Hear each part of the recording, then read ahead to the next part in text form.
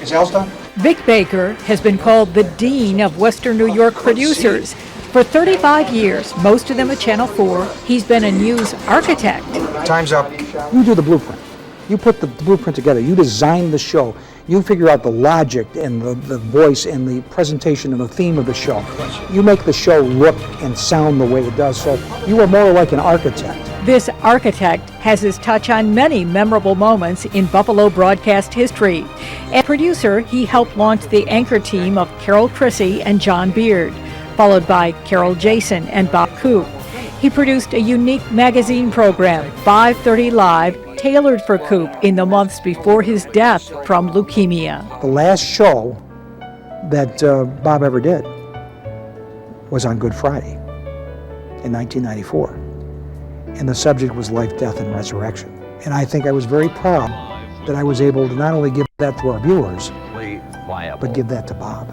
That's 5:30 Live for this Friday night. Thanks for being with us. Vic was in the producer's chair in 2001 when WIVB TV launched Buffalo's first 10 o'clock news. When Channel 4 turned 50, Vic oversaw the station's award-winning hour-long anniversary special, A Labor of Love. We put our best efforts into it. We had some fun with it. We had to act like Ken Burns a little bit because a lot of the history's been lost, unfortunately. This student of history grew up in close-knit Hornell, New York.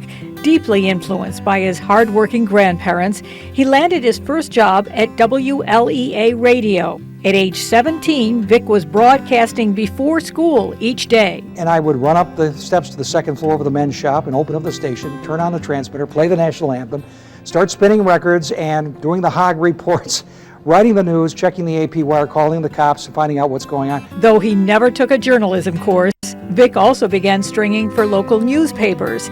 He became news director of the student radio station at Fredonia State and editor of the campus newspaper.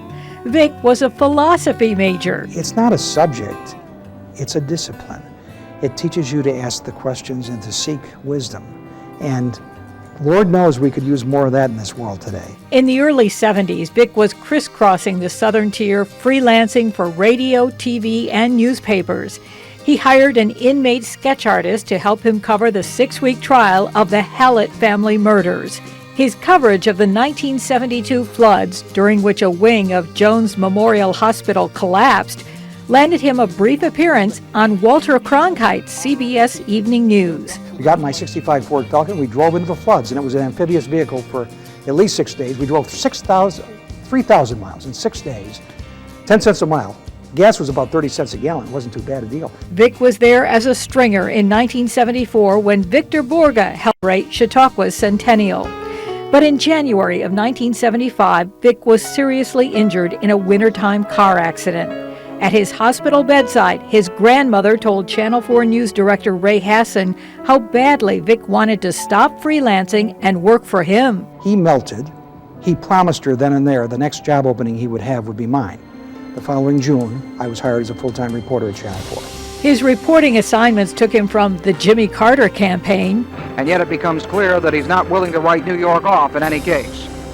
Vic Baker, First Team News in North Tonawanda. To the blizzard of 77. Spectators stay home. Police say you're in the way. To an investigation of cancer-causing Myrex in Lake Ontario. Booker said enough information is not available for them to enlighten the public any further on Myrex. To the last moments on the air for retiring Buffalo broadcast legend Clint Buhlman. There's no one else in the world who can match the career of Clint Buhlman. Perhaps that's part of the reason why even today, July 9th of 1977, Clint is still #1 in Buffalo radio. At about the same time Buhlman stepped away from the microphone, Vic did the same, turning to producing full-time.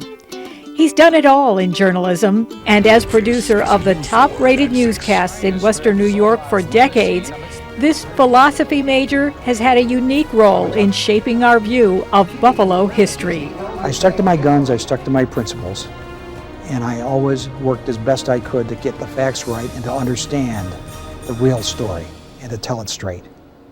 Absolutely tell it straight. Congratulations to Vic Baker on your induction into the Buffalo Broadcasters Hall of Fame.